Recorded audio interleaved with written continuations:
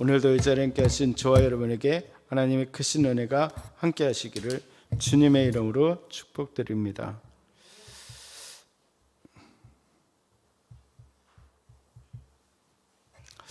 지난 시간에 우리가 살펴본 한나의 기도 이후에 12절부터는 당시 대제사장이었던 그 엘리의 두 아들 홈리와 비느하스의 패역한 모습과 그리고 한나가 서원한 대로 하나님께 바쳐진 어린 사무엘의 경건한 모습을 대조하고 있습니다.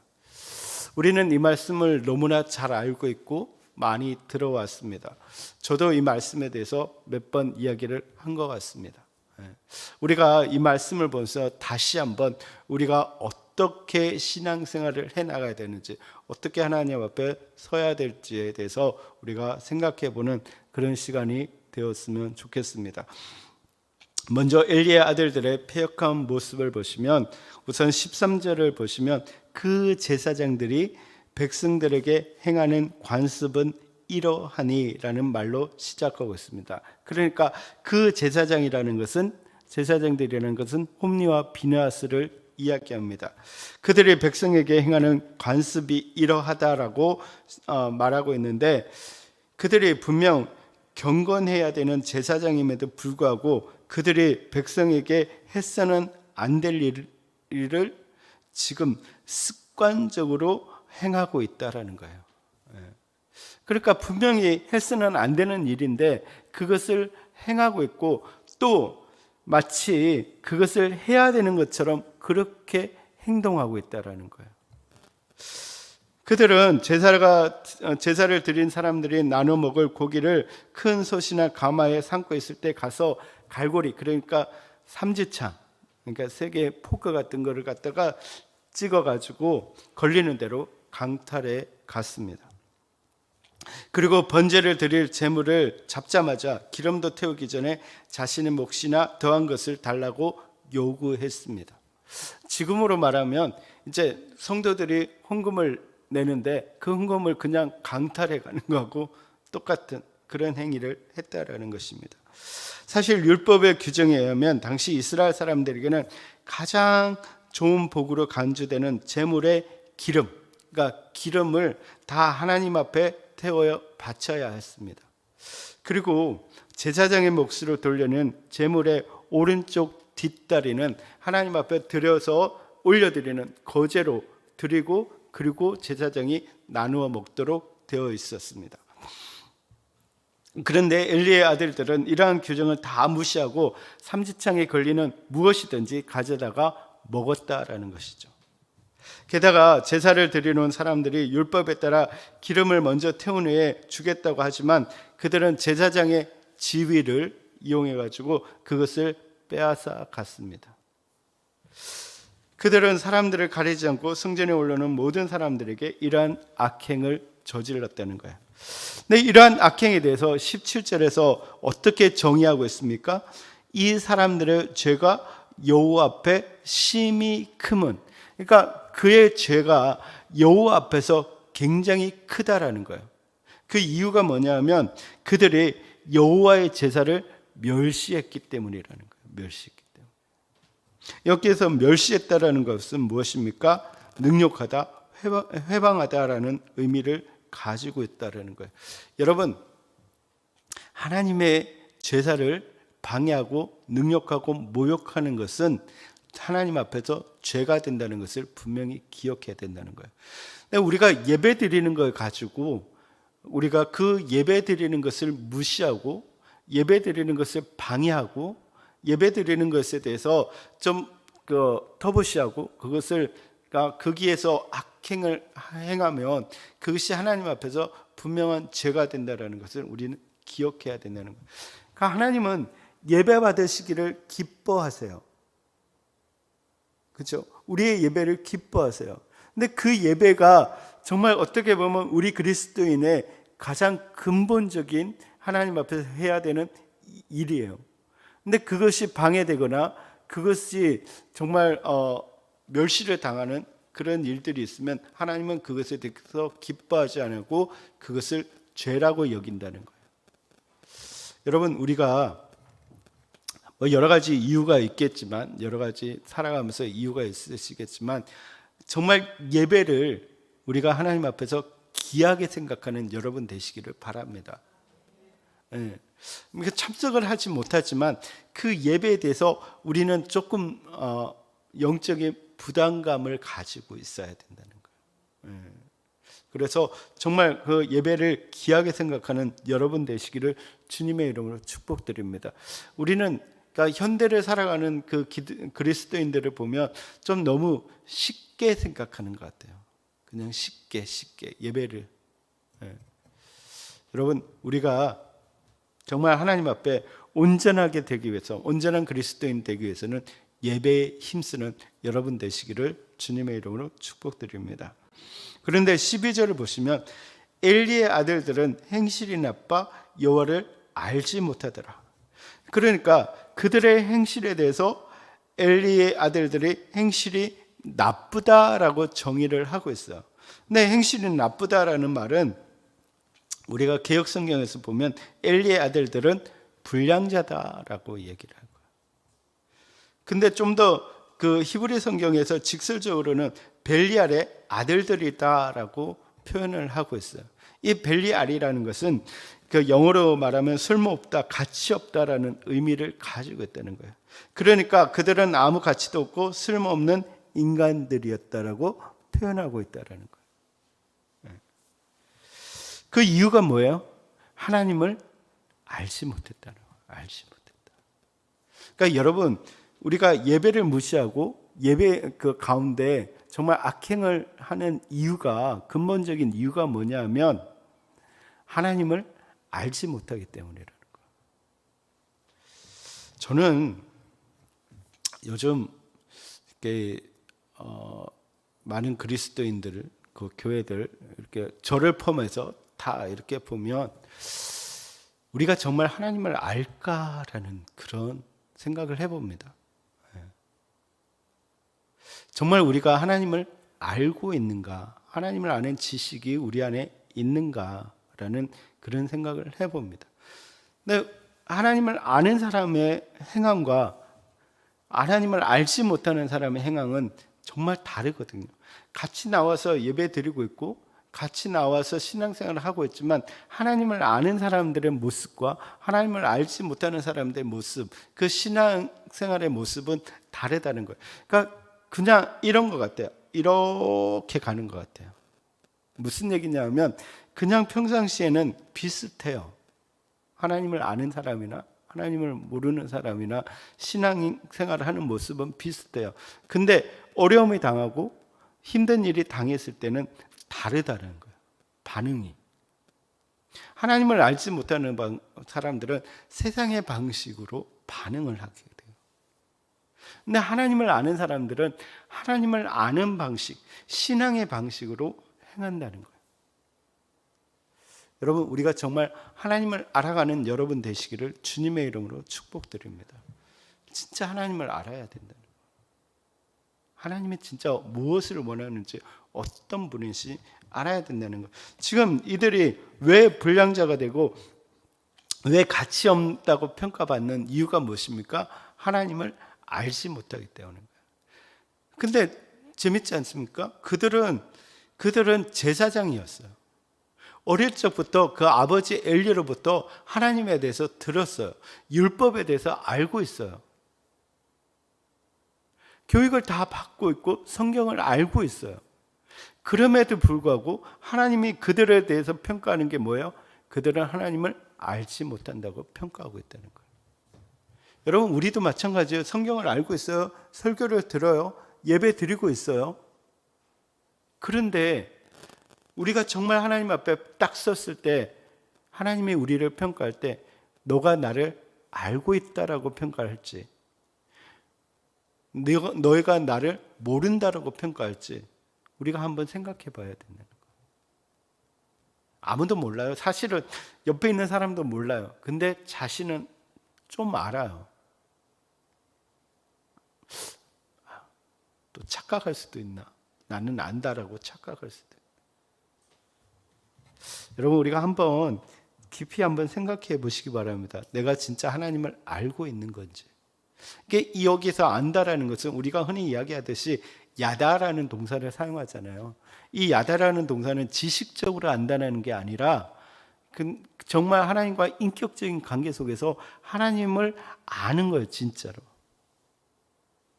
여러분 저를 아십니까? 그거 알죠. 이윤희 목사님. 뭐 어디에서 공부했고 어디에서 사역했고 어디에서 이렇게 그래서 이 교회에 얻는 목사님. 근데 정말 저하고 친밀한 관계가 아니면 저에 대해서 잘 모르는 거죠. 정말 저 목사님 무슨 생각을 하고 있을까? 뭘 원할까? 뭘 생각하고 있을까? 그러니까 진짜 친밀해야지 아는 거죠. 여러분 하나님을 깊이 알아가는 여러분 되시기를 바랍니다. 그래서 여러분의 모습이 달라지기를 바랍니다. 우리 교회가 진짜 작은 교회이지만 뭐 어쩌면 뭐 곧 대형 교회가 될지만, 근데 우리 교회의 특징을 하나 만들면 하나님을 깊이 알아가는 교회가 된다는 거예요. 그게 그런 교회가 되어야 된다는 거예요. 그렇죠? 정말 어떻게 보면 대형 교회가 있어요. 대형 교회 있으면 대형 교회 뭐 저도 경험을 해봤지만 사실 이게 한 2,500명, 2,000명 가까이 주일날 모여요. 근데 그 주일날 오전 예배는 이렇게 해가지고 그렇게 모여요. 근데 오후 예배나 수요 예배나 금요 예배를 가면 진짜 그 교회에 성도가 나와요. 한 몇 명 정도 나오냐면 10% 정도 나와요. 한 200명 정도. 우리가 생각하기엔 많아요. 근데 그들이 그 교회를 움직이고 있어요. 그러면 90%는 어떤 사람들이냐? 뭐 나름대로 다 신앙생활을 하겠지만 와서는 그냥 있다 가시는. 그러니까 그들의 모습을 보면 세상의 사람들과 동일해요. 비슷해요. 주일날 온다는 거 외에는.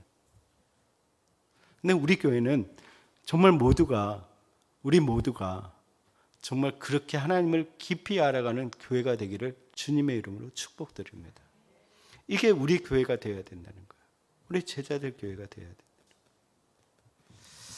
그러니까 하나님을 알지 못했기 때문에 그들은 하나님이 없는 것처럼 단순히 제사장의 직무를 행했고 자신의 지위를 이용해서 백성들로부터 자신의 이익만을 누리려고 했다라는 거예요.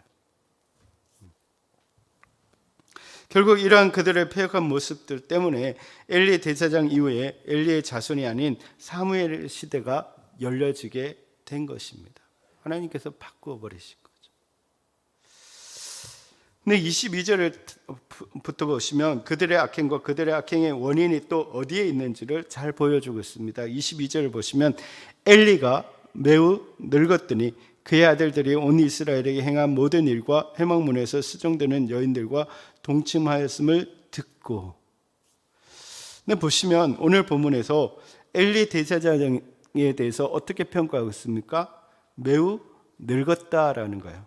네, 4장 15절을 참고해 보면 엘리 대제사장의 나이가 한 90세가 넘는 그런 노인이었다는 거예요. 굉장히 늙었다는 거예요.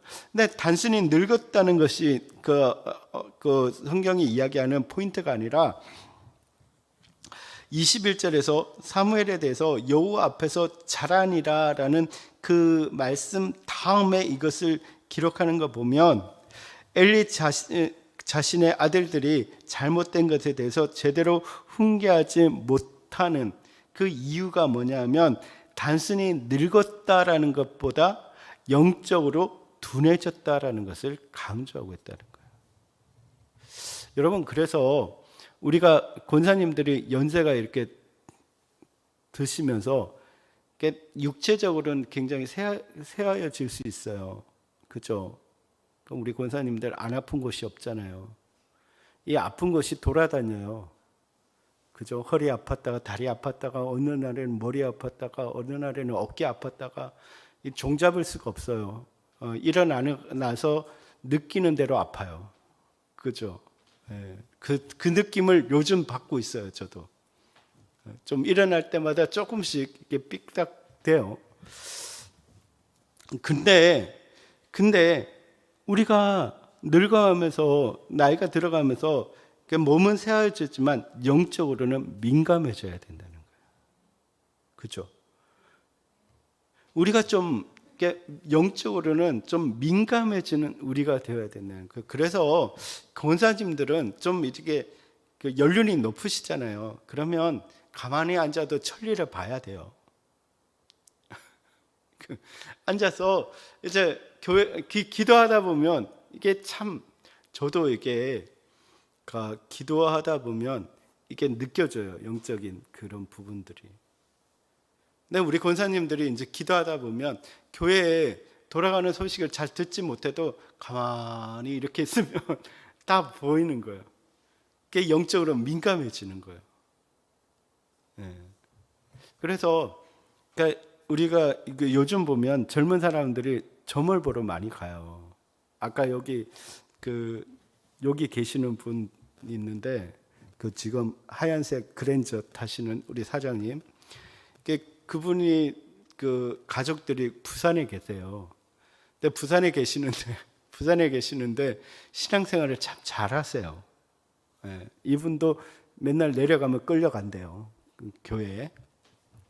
근데 그 아들이 신앙생활을 잘하는 아들이 점을 보러 갔대요. 점을 보러 갔대요. 근데 갔더니 잘 맞추더래요. 그래가지고 너무 잘 맞춰서 아버지를 점을 봐달래가 봤대요.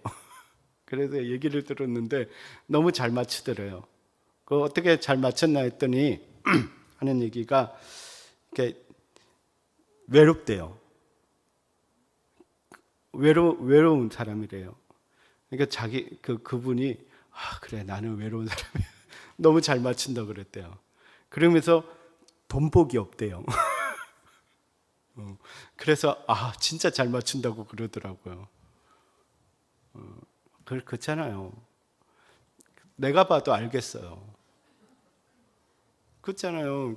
떨어져 있으면 돈복이 없는 거잖아요. 돈 있으면 같이 살지 못 떨어져 살겠어요?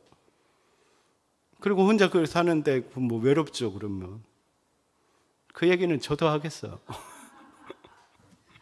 근데 너무 잘 맞춘다는 거예요. 근데 요즘 사람들이 그렇게 점을 보러 가는 거예요. 근데 여러분, 우리 그리스도인들이 그 사람들, 왜 점을 보러 가겠어요? 불안하고, 힘들고, 어려우니까 가는 거잖아요. 근데 우리가 그 역할을 해줘야 된다는 거예요.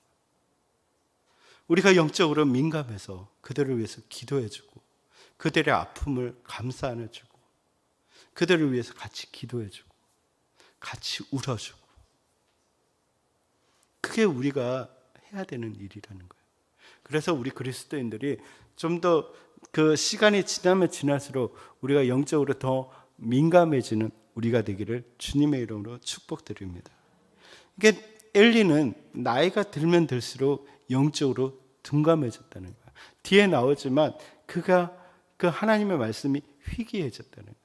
그러니까 전혀 들리지 않았다는 거예요. 여러분, 하나님의 말씀에 대해서 또 우리의 신앙에 대해서 좀 더 영적으로 민감해져서 정말 우리 자녀들을 바라볼 때, 우리 옆에 있는 사람들을 바라볼 때, 우리 교회 식구들을 바라볼 때, 또 주변의 사람들을 바라볼 때 영적으로 더 민감하게 바라볼 수 있는 우리가 되기를 주님의 이름으로 축복드립니다. 이게 너무 중요하다는 거예요. 그렇기 때문에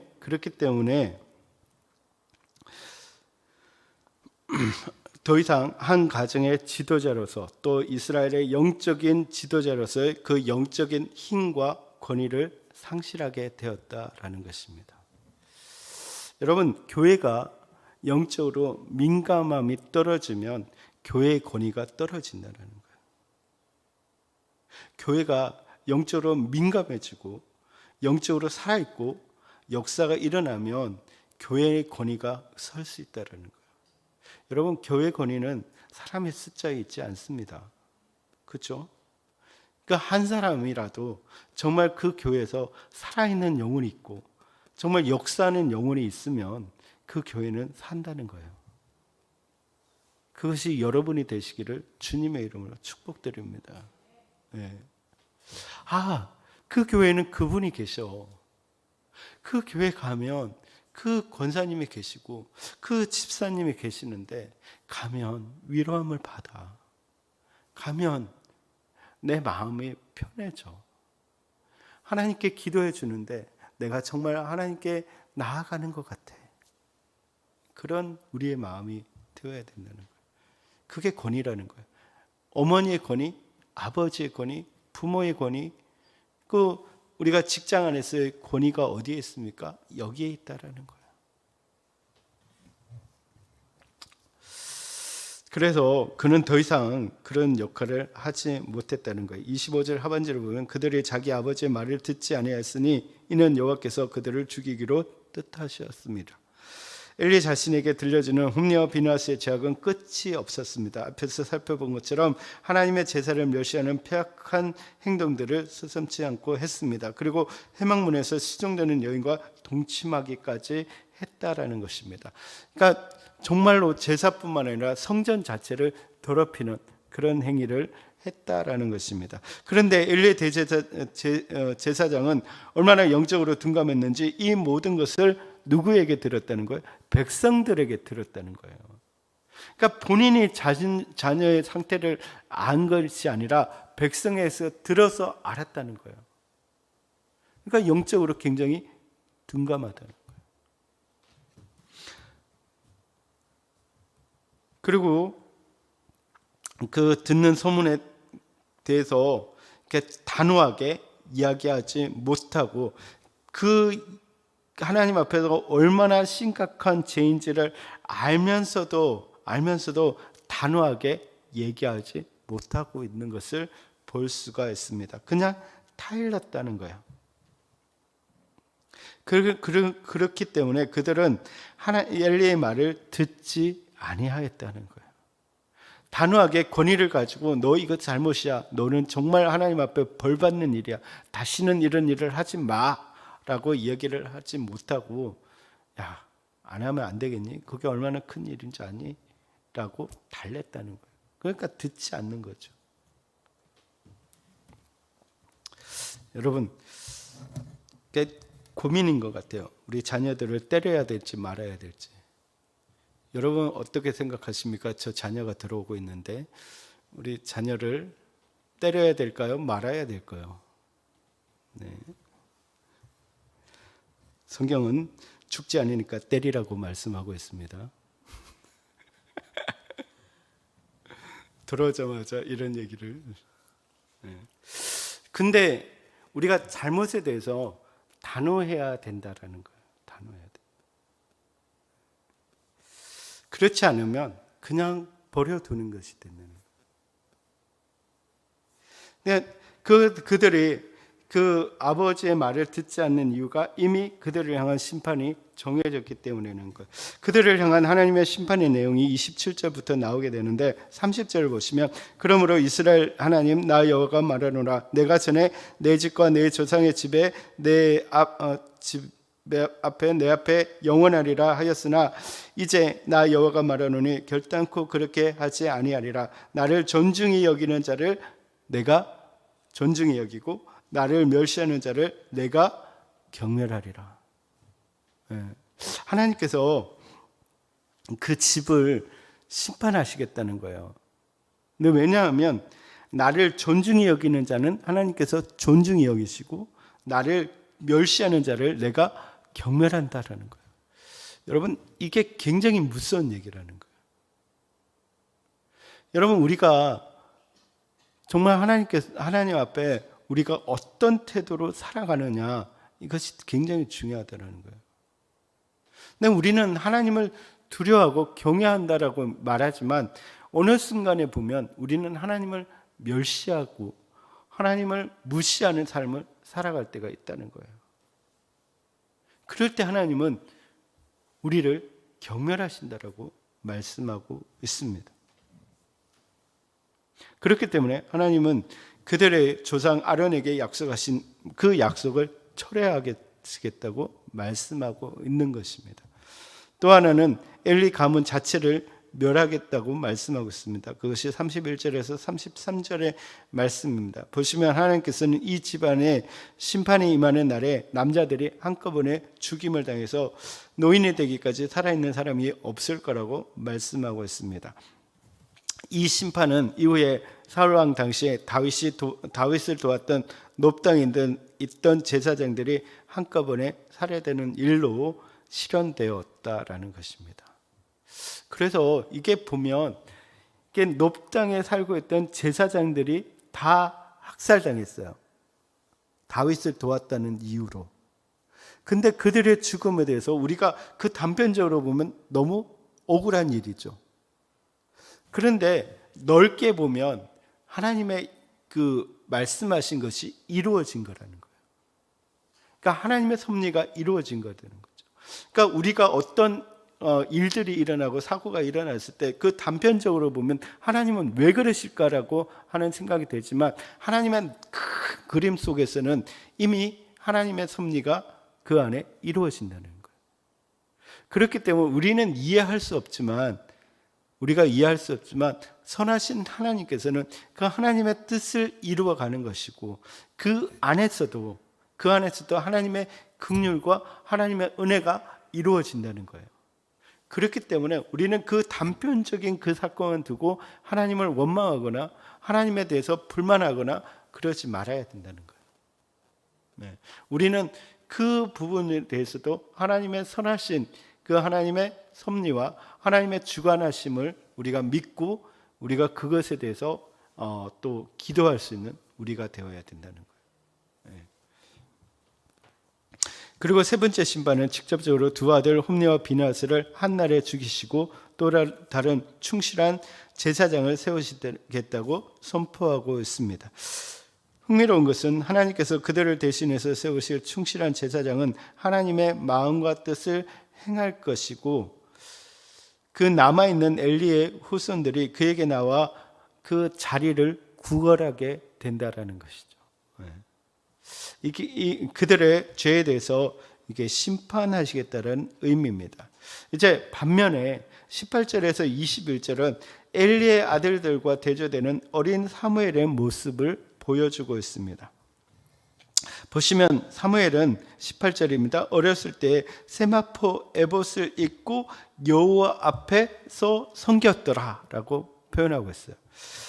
네, 사무엘은 제사장직을 수행할 수 없을 정도로 수행할 수 있을 정도로 장성했던 엘리의 두 아들과는 달리 엘리의 수종만을 들 정도로 어렸다는 거예요. 근데 어렸는데 19절을 보시면 어머니 한나가 매년 드리는 제사를 위해서 올라오면서 만들어 온 세마포 에봇을 입고 하나님 앞에 서 있다는 거예요. 근데 이 세마포 에봇은 엘리 대제사장이나 그의 아들들이 입었던 화려한 에봇과는 다른 아주 소박한 에봇이었다는 거예요. 그런데 그 옷을 입고 하나님 앞에 섰다라는 건 뭐냐면 그렇게 하나님 앞에 서는 부분, 제사에 대해서 굉장히 진지하게 대했다는 거예요. 그러니까 하나님 앞에 나올 때 예배 드릴 때 복장이 달랐다는 거예요. 그들은 화려한 에봇을 입고 있었지만 마음대로 제사를 드렸다는 거예요. 그런데 이 사무엘은 비록 그 옷을 입지 않았지만 그래도 자기 나름대로 하나님 앞에서 바른 옷을 입고 나왔다는 거예요. 그러니까 자세가 다른 거죠. 여러분 예배 드리러 나올 때 여러분 어떤 자세로 나옵니까? 요즘은 많은 사람들이 그냥 좀 프리하게 이렇게 좀 자유롭게 해서 나오는 것 같습니다. 근데 여러분 우리가 하나님 앞에 서는 거잖아요. 그러면 우리의 자세가 달라져야 된다. 그래서 그는 하나님 앞에서라는 하나님의 면전에서 섰다는 거예요. 그래서 그는 그 뒤에 가서 하나님의 부르심을 받게 돼요. 사무엘은 사무엘아 사무엘아 하고 부르심을 받게 돼요. 근데 부르심을 받기 전에 엘리 대제사장을 통해서 하나님에 대해서 계속 들었다는 거예요. 근데 엘리의 아들들은 하나님에 대해서 들었고 율법에서 들었지만 무시했는데 그 사무엘은 그런 그 엘리의 말을 듣고 하나님에 대해서 두려운 마음, 경외하는 마음을 가지고 있었다는 거예요. 그리고 하나님에 대해서 어떻게 서야 되는지 알았다는 거예요. 이게 다른 거예요. 여러분, 우리의 자녀들이 정말 그렇게 되기를 바랍니다. 여러분들도 그렇게 되기를 바랍니다. 좀 달라져야 되잖아요. 예배가 모습이 달라져야 되잖아요. 근데 이러한 하나님께 대한 진지한 생각과 태도는 누구의 영향이 컸습니까? 어머니 한나에 대한 영향이 컸다라는 거예요. 한나도 하나님 앞에서 진지한 태도를 가지고 있었다는 거예요. 그리고 하나님을 두려워하는 태도를 가졌다는 거예요. 정말 하나님 앞에 간절하게 기도했고 얻은 사무엘을 자기가 기도한 대로 바쳤다는 거예요. 그리고 그가 하나님을 섬기는 동안 매년 가면서 에봇을 가지고 섬겼다는 거예요. 그만큼 하나님에 대해서 진지했다는 거예요. 예배에 대해서 진지했다는 거예요. 하나님을 두려워하는 마음을 가지고 있었다는 거예요. 그것이 그 어린 사무엘이 봤던 엄마의 모습이에요. 그렇기 때문에 동일하게 하나님 앞에 그렇게 서 있다는 거예요. 여러분, 우리의 모습이, 우리 자녀들, 우리 지금 다음 세대의 모습이 그렇게 되기를 주님의 이름으로 축복드립니다. 이번에 수련회를 갑니다. 우리 청년부가. 이게 이번에는 좀 본인들 스스로 잘 준비해서 이렇게 수련회를 갖게 됩니다. 재밌겠더라고요. 저에게 이야기하는데 낮에는 미션이라 그래가지고 요즘 TV에 나오는 것처럼 이렇게 한 팀을 이뤄가지고 차를 타고 다니면서 그쪽 가서 미션도 하고 그렇게 한다 그러더라고요. 저녁에는 집회를 한다고. 근데 우리 청년들이 달라지더라고요. 진지하게 하나님을 만나고 싶어 하는 거예요. 하나님께 기도하고 싶어 하는 거예요. 네. 여러분, 우리가 진짜 기도해 줍시다. 정말 우리 금요일날 우리가 기도하는 그 시간에 그들도 기도한다고 해요. 말씀을 가지고 기도한다고 해요. 그 시간에 정말 하나님을 만날 수 있도록 기도해 주시기 바랍니다. 청년들이 바뀌면 달라지잖아요. 우리 자녀들이 바뀌어진다는 거죠. 그래서 저는 진짜 기대가 돼요. 기대가 돼요. 정말 그들이 바뀌어져 오는 그 모습들이 기대가 되는 거예요. 아마 예배의 태도부터 달라질 거예요. 예배의 모습이 달라질 거예요. 이렇게 찬양의 모습이 달라질 거예요. 기대하면서 우리 기도합시다. 아멘. 좀 힘을 냅시다. 제가 지난주에 우리 유찬노 장로님한테서 정말 부끄러운 얘기를 들었어요. 그 성경 읽기를 했는데 목사님만 그 목소리가 제일 잠이 온대요. 성경 읽기. 주여, 전 틀리지 않으려고 진지하게 했는데 잠이 온다는 거예요. 설교 시간에도 잠이 오지 않을까. 어쨌든 결과적으로 보면 한나와 엘가나의 그 신실함 때문에 하나님께서는 엘리를 통해서 그에게 복을 주셨는데 21절을 보시면 여호와께서 한나를 돌보시사 그로 하여금 임신하여서 세 아들과 두 딸을 낳게 하셨고 아이 사무엘은 여호와 앞에서 자라니라 라고 되어 있습니다. 근데 하나님께서 돌보셨다라는 말은 그 개역 성경은 권고하셨다라고 표현을 하고 있는데 영어 성경으로 보면 방문하셨다라고 표현하고 있습니다. 그러니까 이거는 의도되지 않는 방문이 아니라 계획되어진 방문을 하셨다라는 거예요. 하나님께서는 그들의 신실한 모습을 보시고 그들을 방문하셨다는 거예요. 그래서 그 결과가 뭐냐면 그 아이를 낳고 세 아들과 두 딸을 얻을 뿐 아니라 사무엘은 하나님 앞에서 자라났다는 거예요. 네. 하나님께서 신실한 그의 모습을 보고 찾아가셨다는 거예요. 찾아가셨다는 거예요. 여러분, 주님이 우리를 찾아오실 줄 믿습니다. 우리 인생에 하나님께서 방문하신다는 거예요. 무엇 때문에? 우리의 신실함 때문에. 여러분, 하나님 앞에서 신실한 여러분 되시기를 바랍니다. 여러분, 신실하다는 게 뭐예요? 믿을 수 있다는 거예요. 하나님이 보기에 쟤는 믿을 수 있는 거야. 저 사람은 믿을 수 있는 거예요. 변하지 않고 그 자리를 지키고 있는 거예요. 여러분, 신실한 여러분 되시기를 바랍니다. 그때 하나님이 찾아오시는 거예요. 네. 여러분, 오늘 말씀을 우리가 정리하면서 여러분, 하나님께서 쓰시는 사람은 누구라는 거예요? 하나님이 정말 기뻐하고 하나님이 쓰시는 사람은 하나님을 아는 사람이라는 거예요. 하나님을 아는 사람. 네.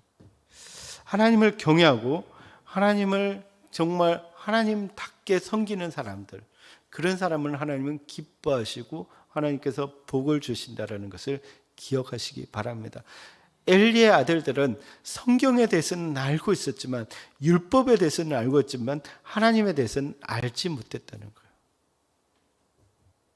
여러분, 우리도 그런 우를 범할 수 있다는 거예요. 여러분, 하나님을 알아가는 여러분 되시기를 바랍니다. 또 하나는 우리가 부모의 신실함에 자녀의 모습이 달려있다는 거예요. 여러분, 우리가 정말 더 신실해지는 여러분 되시기를 주님의 이름으로 축복드립니다. 그리고 영적으로 갈수록 영적으로 민감해지는 여러분 되시기를 바랍니다. 그래서 좀 옛날에는 이런 분들이 많았어요. 예수무당 들어보셨어요? 가면 다 알아요. 저도 가봤어요. 가서 기도하면 다 보인대요. 저는 어떤 걸 받았냐면, 집이 이렇게 막 불이 타고 있는데 제가 사람들을 구하는 그걸 했대요.